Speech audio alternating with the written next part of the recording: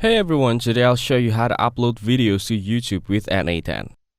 First, go to the N8N website and make sure you log it in.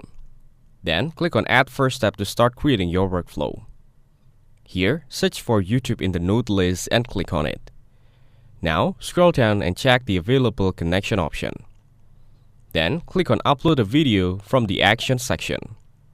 Now, click on Select Credential and then tap on Create New Credential. Here, enter client ID and client secret. Make sure you're signed in with your Google account when prompted. Then, click on Save. Next, go back and select the resource from the drop-down menu. Then, choose the operation. In this case, it should be Upload. Now, enter the video title. Then, select the region code from the list. After that, fill in the other options.